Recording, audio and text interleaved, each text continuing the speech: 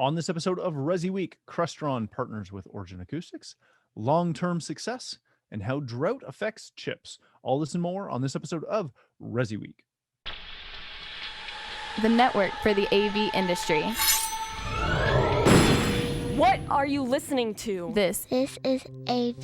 This is AVNation. This is AVNation. This is ResiWeek, episode 266, AV to Environmental. Support for AVNation is brought to you by Daylight, the leading producer of high-quality projection screens worldwide. Welcome to this episode of ResiWeek. This is your weekly roundup of all the latest news and stories for the residential AV industry. I'm your host, Matt D. Scott for AVNation.tv. And this week, I'm pleased to be joined by a whole slew of good friends of mine. First, we have Mr. John Clancy. He is the Vice President of Residential for Crestron. How you doing, John? I'm doing great. Hey, Matt. Thank you for being here, sir. Then we have Mr. Jeremy Glowacki. I was just on his fantastic podcast last week, and he came back to hang out with me this week. He is the Executive Editor of Residential Tech Today. How you doing, Jeremy? I'm doing very well, Matt. Great to see you again. And unlike Mr. Clancy, who left out a major chunk of his young career, the fact that he was in the Marines, didn't tell me about that on the podcast until after we were done. Like, oh, I forgot to tell you.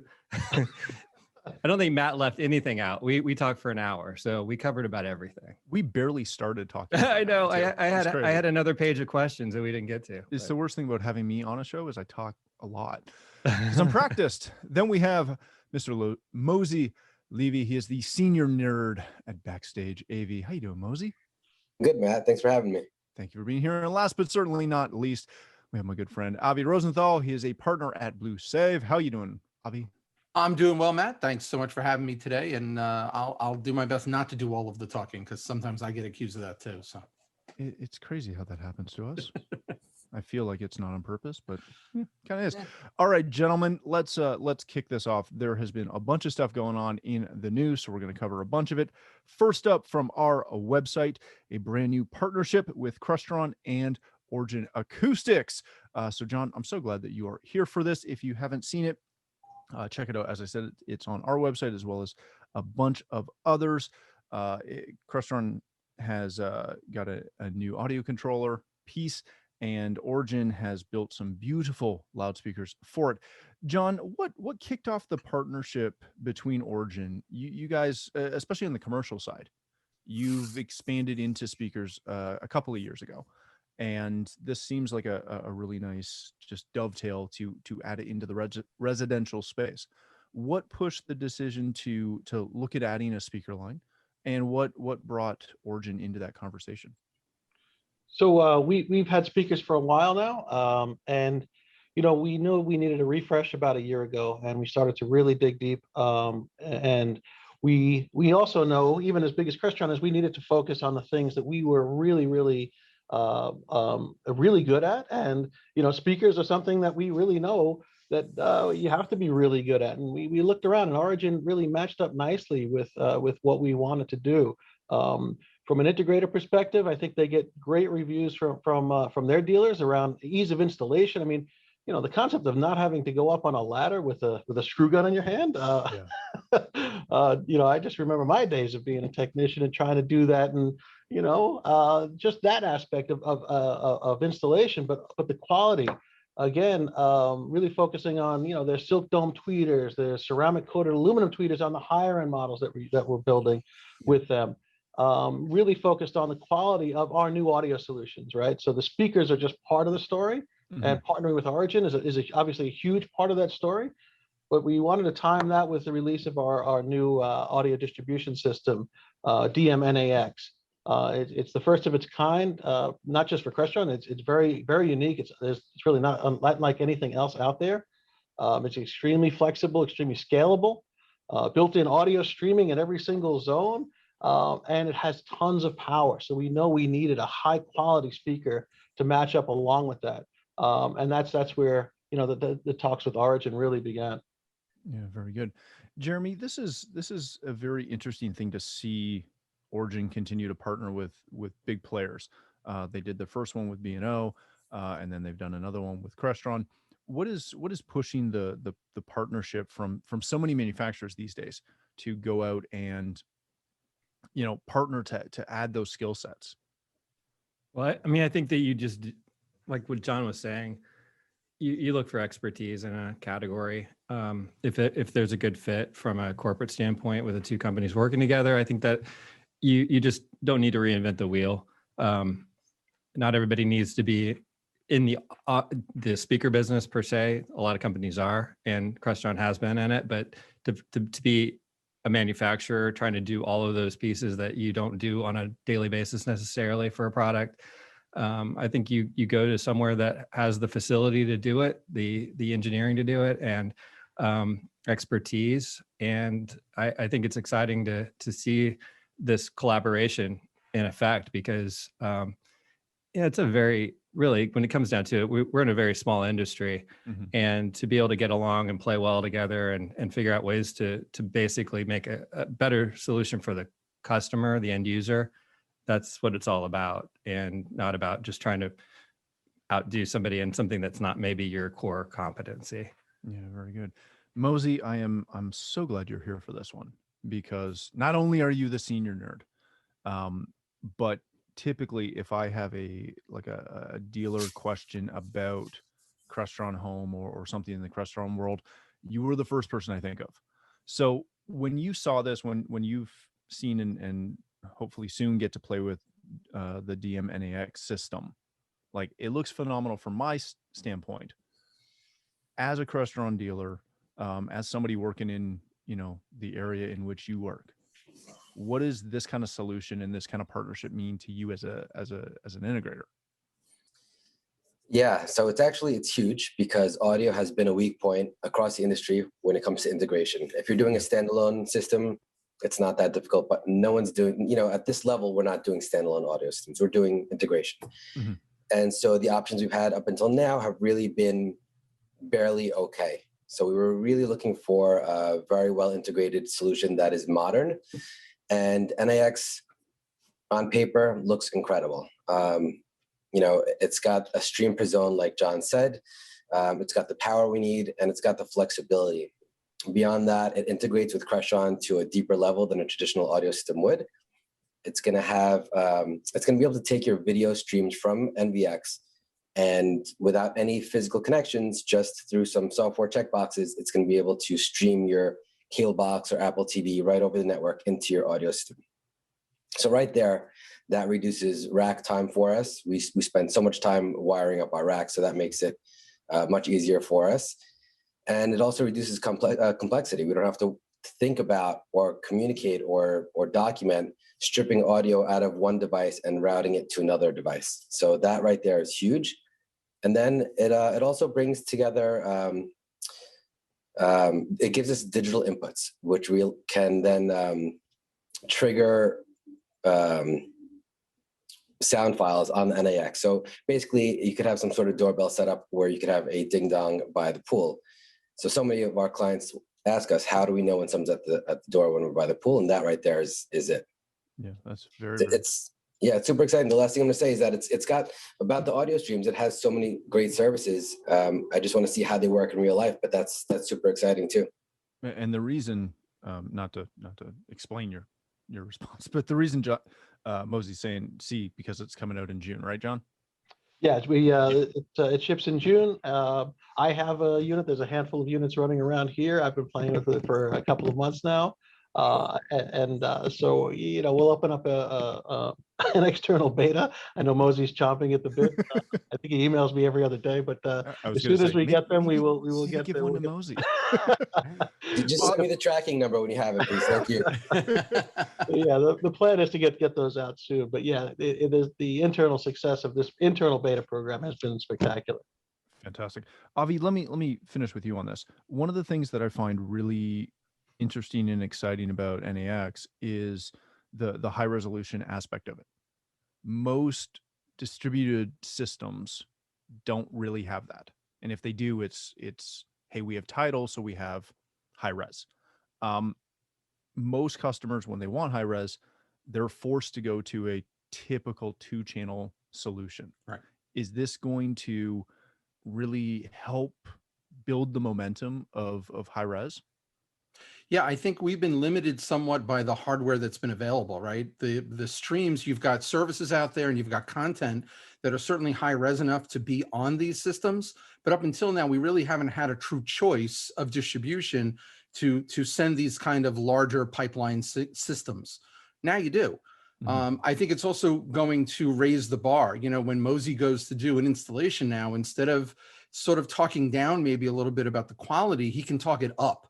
Right, you've got Origin Acoustics, which is a great name and a great property to have in the speaker side. He's got this great distribution hub to hang it off of. Now he can go after the higher content, the higher level content stuff. And I think it's going to raise the bar across the board. It's going to be very interesting to see what the other quote unquote audio distribution companies do out there in order to compete with now what is really going to be the preeminent system available. Yeah, it'll be very interesting to watch. All right, gentlemen, let's move on to our next story of the day. This comes to us from Residential Systems and our good friend Henry Clifford. Long-term success, where will you be in 2035? He's playing off, and go read the article. Henry starts talking about the push that GM has done to pledge to only sell zero-emission vehicles by 2035, and asks, what would you do if your CI business was armed with the same information? Jeremy, I love the premise of this article because so much of our day-to-day world is, you know, we do future planning, but it's so dependent on the technology. We don't know what's coming down the pipe in 6 months, other than, you know, some Crestron stuff. But we don't know what's coming down the pipe 6 months, a year in advance, and that can totally shift the way we do business and the way we go to market. How do you go about setting goalposts in this industry that's so tech dependent? Yeah, well, I think that one of the things that Henry mentions that was really wise as well was the idea of selling service, and it's been that challenge that we've been talking about for years now. But Henry's invested in one of those companies. He admits that, but it's really great to be able to be the sales, not only selling product to these clients, but to be their service tech, the company that comes in and helps them understand what's going on with their network, because we're all dependent on our network, and is their technician in every way, shape, and form. So if you have a plan that isn't dependent on necessarily each individual product going forward, that's where you look ahead. That's your strategy, and being able to get paid for that work and not having it just thrown in and rolling a truck and not getting compensated. So I think that it is a challenge to look ahead and figure out what the goalposts are going to be for the future. But if you're focused on the service aspects of it, you're always going to be there for your clients. Yeah, very good. Mosey, when you see something like this, you and I are the two current integrators on the call. How do you go about future planning for your business, again, when it's so dependent on technology?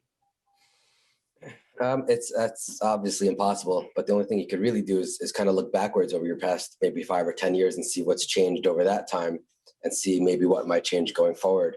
I know that a few years ago, 5, 10 years ago, I was nervous that all of our older clients, as our younger clients get older, let me say that, let's basically, as the 18-year-olds get older, and I was super nervous that because they were so tech savvy, we would have less of a client base. But I've noticed recently that these clients have now grown a little older, and so yeah, they're more tech savvy, but they still need you to install these systems. They're not going to be able to install their shades or their lighting control systems. And so you're still needed, just like a plumber is still needed, just like electricians still needed. So that was really great to see. I've also noticed that over the past 5, 10 years, our business has really changed from audio and video being the center of it all to now environmental, where we're controlling shades and lighting and climate more than ever. It seems to be much more important, especially when dealing with architects. And then on top of that, we're also controlling, fireplaces and waterfalls and more devices that we haven't done before. So going forward, I guess it's just going to be more along the lines of more third-party devices that we haven't yet integrated with, and more environmental. Avi, is there a power to kind of being that middleman, that person that can help just blend whatever technology comes down the pipe with how your clients want to use it? Oh, absolutely. But I'm going to be the contrarian in this case, which is, I'm I love shocked. to do that. I know, big shock. Shocked. But my opinion is, and I read Henry's article, and he makes some really good points, but he makes good points from the perspective of somebody like GM. GM can control their entire modus operandi. They can control their entire flow. They can make decisions. We as integrators, we are just corks on the water. We have no control whatsoever over the technology that we get to install. A prime example of that, and I would put the question to you and Mosey, is 5 years ago, natural language processing had no piece, no part, no application whatsoever in your daily life. And now you can't live without it. Whether you're a Google House or a HomeKit or an Amazon, there is always now an NLP aspect to your installations. You did not plan for that. You had no idea it was coming down the pipeline. It hit everybody from left field as a ton of bricks. Nobody knew how to plan for it, yet each of you now wouldn't even consider doing an installation without it. And so my point is, the power is definitely being in the middleman, but the other power is being able to change on a dime, right? Hang that left turn and install that new piece of technology and be that person. Because Mosey, the reason why they're still coming to you is technology is moving faster than they can keep up with it. All right. And so even though the 18-year-olds are now 30-year-olds and they've grown up with it, it's still moving faster and it's still more complicated than they want to deal with in their daily life other than their smartphone. And that's the advantage. And that's always been the power of the integration channel, is being that guy. Mosey calls himself the senior nerd. There's a reason for that. I aspire to that title, right? There's a reason for that. I don't want to necessarily be the guy who predicts what's going to happen in 2035, but I want to be damn sure that I'm ready to install whatever technology is available in 2035. That's a really good answer. John, when you hear what Avi just said, and my initial question to you was going to be along the lines of, how do manufacturers plan things out? Obviously you have a roadmap, but to Avi's point, your roadmap 7 years ago, for example, may not have included anything that was voice related. And then maybe 6 months from them releasing it, you maybe, and I'm totally guessing at this, maybe you started to hear a rumor or two going around that makes you go, oh, now we have to adapt as well. Crestron's a major player in this industry, but in the world of technology, you're still a big player, but there's different levels there. How do you guys roadmap things, knowing that, again, there's tech coming down the pipe that you guys haven't thought of, haven't considered, haven't brought into your world? Well, remember what I said before the call I officially started, is that I haven't had a day off since January of last year. But that being said, look, I mean, I'll talk about NAX for 1 second, because this is the first product in a family of products that are due to be released over the course of the next 2 years. There's over a dozen products in this lineup that are scheduled to come, and you do your best to foresee down the road where market trends are taking us and what end users are looking for, and you adapt and adjust. But product development takes time, right? Like, you can't get a product out the door next week because someone decided to do something from the big tech world, right? Amazon, for instance, we were one of the very early players in Amazon's entrance to our space, right, in 2016. And we adapted and we adjusted, and we had to do things that were unconventional from an Amazon perspective, right? It was interesting because you had to play ball with their smart home skills, right? It was a fixed set of things you could say. And we wanted more than that. So we came out with our own Crestron custom skill set that sat on top of that. So you can speak in at the time, again, 5 years ago sounds like an eternity, but what sounded like natural language, Alexa, tell Crestron it's too dark in here, and my lights would raise 10%. right? Or my shades would open, depending on what time of day. But doing things like that really keeps our eyes open and keeps us focused on really the practical use of some of these technologies in the home automation space. And that's really, it's just keeping that constant vision on what's going on, what's possible, and then really narrowing it down to what makes sense and what we can deliver in a timely basis. Very good.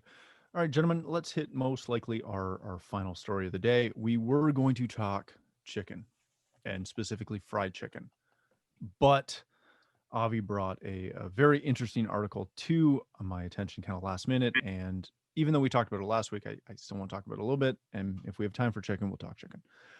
This comes to us from Bloomberg. Making chips requires a lot of water. And, well, Taiwan has a drought. So if you were listening last week, we were talking a little bit about the chip shortage that is going on and really starting to feel effects across the board. So to add an additional hiccup into that system, Taiwan now has a major drought, and they need a lot of water to make chips. Avi, we were already in I don't want to say like a cliff jump type position per se. Precarious, maybe. Precarious. Very precarious is a good word. Yeah. But it wasn't good. No. I know, I'm sure Mosey's had the same problems that my company's had. We can't buy receivers. We can't buy this. We can't buy that. There's a lot of the things that we use on the daily basis, you just can't get. Nope. We were hoping it was going to be better. There was some talk in the U.S. government about doing some things to try and help make that better. Now we're hearing Taiwan has had a drought without a single typhoon to add, again, water, which I didn't realize was so important. Yeah, it's coming as a surprise. Let's just say a lot of us that have never been involved in supply line are getting a real education now, because you're getting to see essentially how the sausage is made. Typically the average integrator would call a distributor and they'd order a box, and the box would show up, and they don't give a lot of thought to how many other people had to touch it, or what it took to build it, or how it got there. Unfortunately, a lot of us are going to learn a lot about things like, popcorn and componentry and metal shortages and raw material shortages and not enough shipping vessels and a whole host of things that none of us ever wanted to deal with. This is just the next layer on top of an already precarious situation. I like that word, Jeremy. I'm gonna use it. The fact that the U.S. government got involved has a lot to do with the fact that the auto industry is really hurting. They can't build enough cars. Cars are computers on wheels these days. They take a lot of chips, a lot of componentry, and simply they don't have enough supply. I'm not going to go into the politics of it, but suffice to say that the car manufacturers buy in a specific way, and it is more beneficial, or was more beneficial, to the chip manufacturers to build for other things than it was for the car manufacturers if they only had a set amount of space in a foundry. That puts people out of work. That's a big deal, right? That's when it starts to hit the average consumer pocketbook. If you're a worker in a factory and you're told, hey, don't come to work for the next 2 weeks, there's not enough stuff for you to build, that's a big deal. So the feds have stepped in. They're going to see what they can do, but all they can really do is move supply lines from one side to the other. 3 weeks ago, when Texas had the Great Freeze, I'm coining that phrase. I have no idea what they call it, but when Texas had the Great Freeze, it happened to be during the week of Chinese New Year, which typically is when all of the foundries are offline because all of the Asian folks are on holiday for 2 weeks. It's a wonderful time of year if you've ever been to Asia during that time, but it's when the foundries in the rest of the world play catch up. Because they don't supply the Chinese factories and the Asian factories.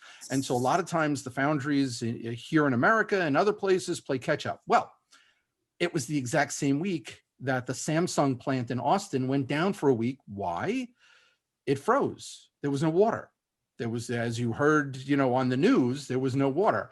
So this is the first inkling that there was a problem with water and chips. Today, it has hit the press that it's the end of typhoon season in Taiwan. Typically, they get at least one per year. And it turns out if they don't get any, although typhoons are rather destructive, they're their version of hurricanes, they didn't get any rain. And so their reservoirs are now under 20% of their capacity, which means that the government has now told at least 3 counties in Taiwan that they cannot use water, that they've put severe restrictions on water use. And it takes a lot of water to make a chip. It takes a lot of water. It's a very hot process, so they use the water to cool things down. If they can't use the water, they can't build the chips. They can't build the chips. They can't fulfill the supply line. And we're back in this precarious, now we're even dangling by more of a thread than we were before. So things are going to get worse before they get better. There was another earthquake in Japan 3 weeks ago, which put more strain on the supply lines. It's going to get worse before it gets better. I'm sorry to say. Thank you for such an uplifting. I know. I'm sorry. Final note. Sorry. Mosey, when you hear that, when you've experienced the last 6 to 8 months of questionable supply chain procurement, how do you go about to come back to the planning question from the last story? How do you go about trying to plan out how you're going to approach the business this year and likely for the foreseeable future? Yeah, well, hearing that makes me a little more nervous. It's already been tough. You're welcome. I'm gonna say that Crestron actually has been really good at shipping everything mostly on time. I don't know if it's because they manufacture differently, but normally when we have a project that lasts a year or two, we break it up into phases and schedules, and so we have payment phases as well. And when it's time to order their equipment, we request equipment payment, and then we order their equipment, and then we time it all perfectly so we don't sit on their money, we don't sit on equipment, and we get it all right in time. And we really have to change how we do things now. We're going to have to ask for money much earlier than when they're going to deploy. And one of the reasons we ask for everything as late as possible is in case there's a pivot in the industry and we have to choose a different product. But we're going to lose that luxury now. We're going to have to order early and just have everything in stock. And right now, I have a handful of projects where I'm just going to order everything I possibly can right now, like in 10 minutes, because of everything that's going on. John, I'll take that commission check when he's done. That's good. You think he's joking, but he's ordering right now. Yeah.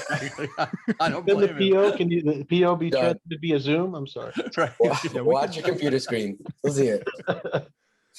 Jeremy, this is one of those things that we've never really had to think about in this channel.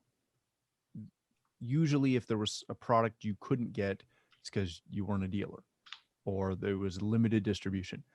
Now we're seeing all kinds of things be more and more delayed, and to Avi's point and all of these article points, I'm just reading something right now that's saying that this is the worst drought they've seen in 56 years.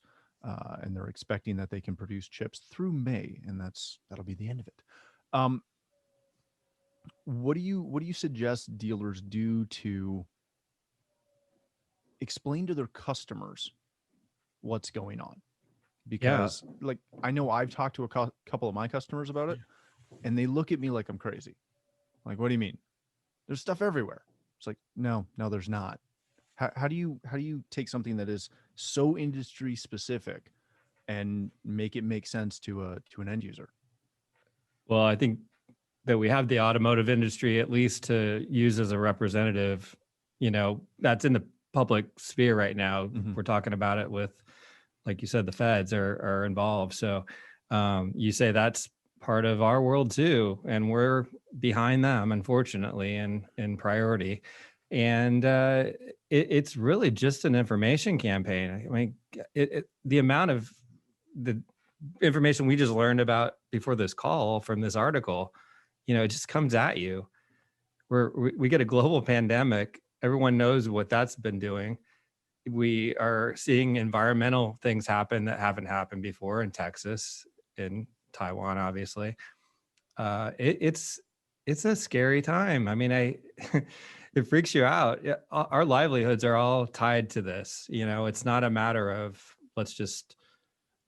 we have to do things differently because we can't be in the same room together anymore, that type of thing. That we've adjusted, and this industry has been successful despite the challenges, and been able to go into homes and plan how you are safe and work with clients, and clients have wanted more and more of what we do. And that's been very fortunate for our industry. We haven't been hit nearly as hard. Now this is something we can't control and can't adjust to. We just have to wait. And it's a scary thing. Who knows? I mean, I'm sure John, I'd be curious to know if there's any way there's any domestic development of chips that being a private company, you can control a little bit better. I know you guys have such great facilities, so I'd be curious. This is all new to me. You just really don't know how it's done until you start learning what's missing.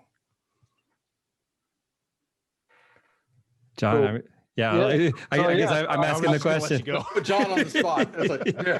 No, look, and look, I think, this is something we've been talking about with our dealers for probably 6 months. We've been fortunate, as Mosey said, for the most part, we ship most orders within 24 hours of receiving the order, right? Yes, we've had a hiccup here or two where we've had to delay things 2 weeks, 3 weeks. It hasn't been horrible, right? An end user can wait, 2 weeks for their remote control. As some would say here, babies aren't dying, right? There are far worse things than being able or not being able to deliver that remote control in a short amount of time. But to that point, there's a lot of things going on right now. This is a global problem. The demand is huge, supply is down. It's the opposite of what we would want as a manufacturer. And we have to pivot. And what we've been telling our dealers is exactly what Mosey's doing.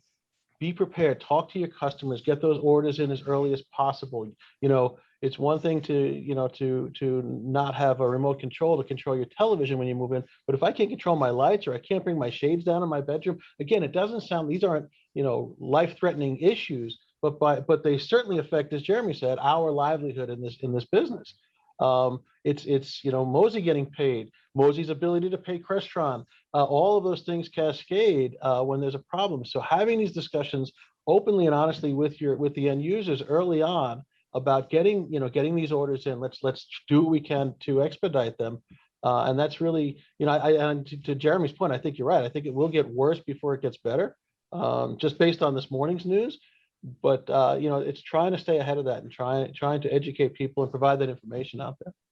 Anybody want to make a prediction on how long this is going to last, this shortage? 18 to 24 months. That was very quick. It's because I have to track it every day for my clients. So what we're being told at the moment is, if you look at the bell curve, we're probably 3 or 4 months before the peak of the problem, right? Because there's adjustments going on right now. We just came out of Chinese New Year. So the factories are all now getting back up to speed. So we're really starting to see what's going to be in shortage and what's not. Companies like NXP and Microchip and other of the big chip houses are now talking about what's going to be available and what's not, and when it's going to be available.